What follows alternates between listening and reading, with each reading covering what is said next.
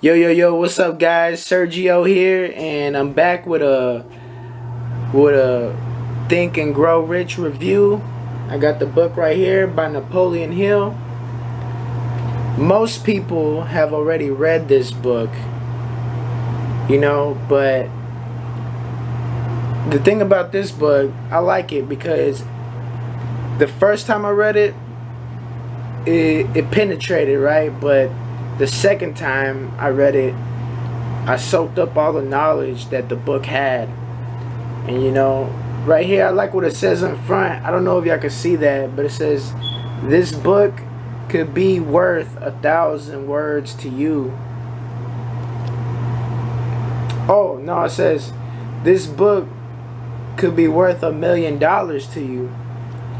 Basically implying that the information in this book is valuable, right?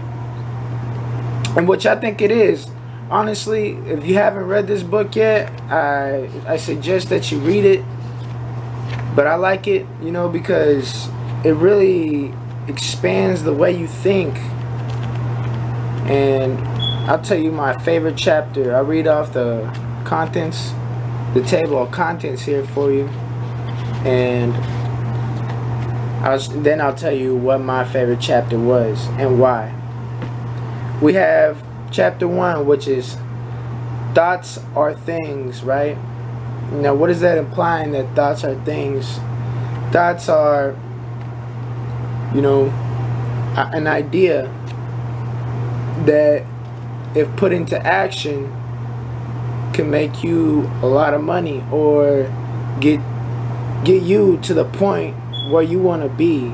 It doesn't always have to be money. It could be, having a six-pack, or just being healthy in general, having more peace in your life.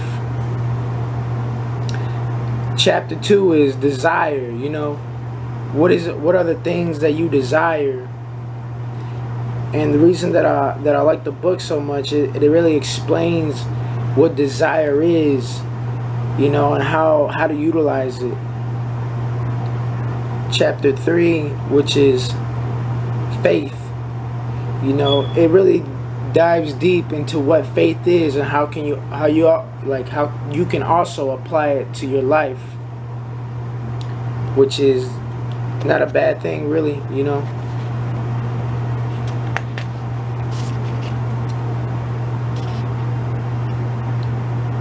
Number 4 is auto-suggestion, which basically is like a way to train your subconscious mind. Because, once you train your subconscious mind a certain way, it's basically like training your mind. It's practice for your mind. And which I like that chapter too. Number 5 is specialized knowledge. The ignorant man who made a fortune, right? You can get all the knowledge you need. It pays to know how to purchase knowledge. A lesson from a collection agency. The road to specialized knowledge, a simple idea that paid off. Basically saying, that if you start to train and you read that chapter, you'll basically learn that finding mentors is the way to go. If there's something that you don't know, then having a mentor is key to, shortening the time of which you could learn the thing that you want to learn, right? Which is chapter 5, specialized knowledge. Number 6 is imagination. Like imagining what you want. Because they say that you have to imagine what you want before you can actually get what you want. It's like if you didn't hear a tree fall in the forest, did anybody hear it? No. Because if you heard it, you would imagine it. and then if it was something that you wanted to do and go see if the tree actually fell down, then you could do that. But imagining is key. Yeah. Organized planning, basically saying, you know, when I read this chapter, I realized that you basically need a plan. You know, we live in three motions: the future, the past, and the present. You know, most people, they're always thinking about, you know, the past, and usually not always the best things in the past. But when you have a plan in the present, it could benefit your future, because when you're making a plan, what is a plan? Basically planning out your future. You can't really plan out the past because the past already happened, you know.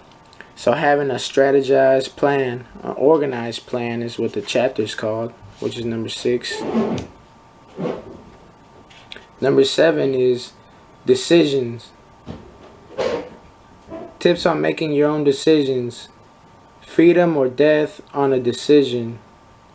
56 who risk the gallows. The most monumentous.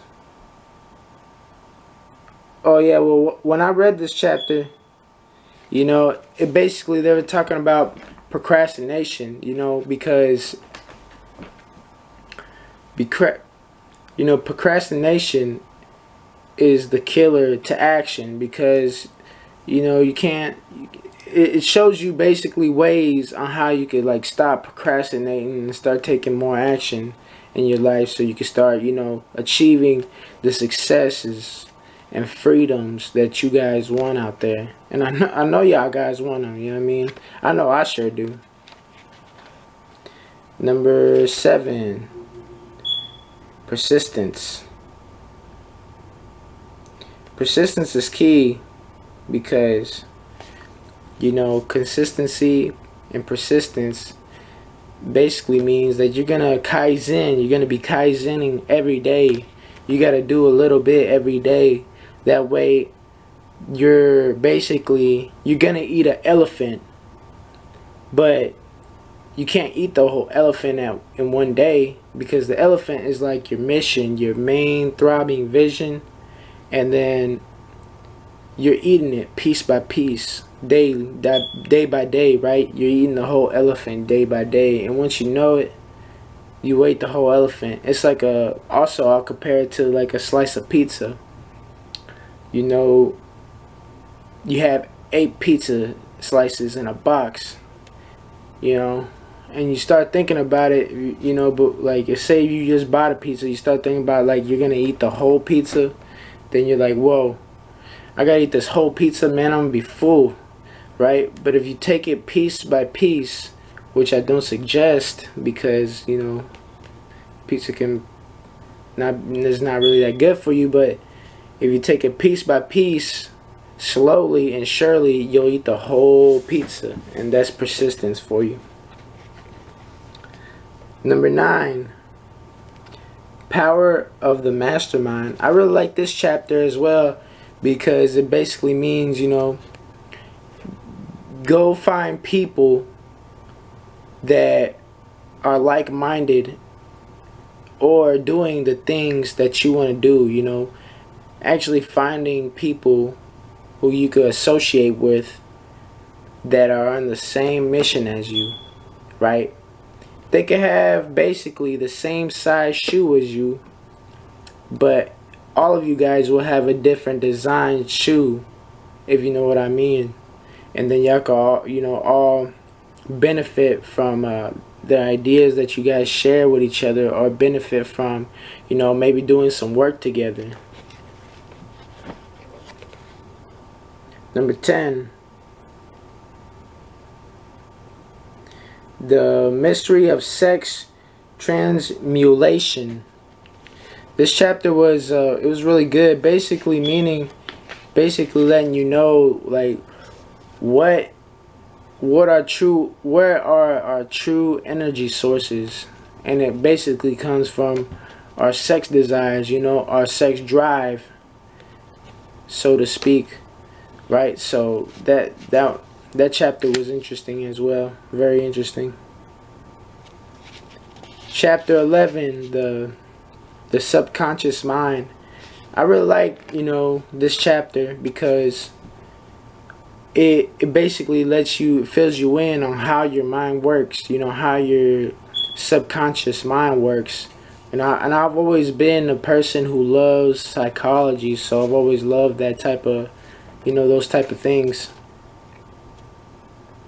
Number 12, the brain as well. I love this chapter because it also talks about how your mind works and how you can start utilizing it to, start doing the things that you want to do in life, and not always, having to deal with, maybe negative thoughts and things like that. It really lets you how to control your mind. The Sixth Sense. That one's pretty good too. It gives you a special, basically like a little secret that I'm not quite sure if too much people know about. I'm gonna let you decide on that. Maybe you've read the book already, maybe you haven't, but I'm gonna keep that one kind of on the DL. So if just in case you want to read the book, I don't want to spoil it for you because it's a real good chapter as well. And then the last chapter is the 6 Ghosts of Fear. And this one basically lets you know, the 6 things that can basically crush, your dreams. The 6 things that most people fear in life, and it basically lets you know all those things. And this chapter was pretty good because if you know those 6 things, you know what to look out for, and you can start figuring out what type of person you are. I know it really let me know because I thought back to when I was younger and the fears that I had, because I was kind of a shy kid back when I was younger, and it really helped me out, and I was like, whoa. I was like, yeah, that's a good chapter. And you start to you can realize which of these 6 fears that you have the most, and then you once you acknowledge it, you can then work on it, kaizen it. So I thought that was a good chapter. But last but not least, I told you guys that I was gonna let you know which one was my favorite chapter, and basically it was the subconscious mind, because I learned a lot of things in that chapter that I didn't know, and it really let me gave me some information that I could apply to my life and really help me out. So if you ever want to read this book, I totally suggest it because it's an awesome book. It was a great read. I never got tired of reading it. I was always learning the whole way through, and I feel like I learned a lot. I've actually read this book a couple of times. So this has been Think and Grow Rich Review. The Think and Grow Rich Review. And yeah, check it out, guys.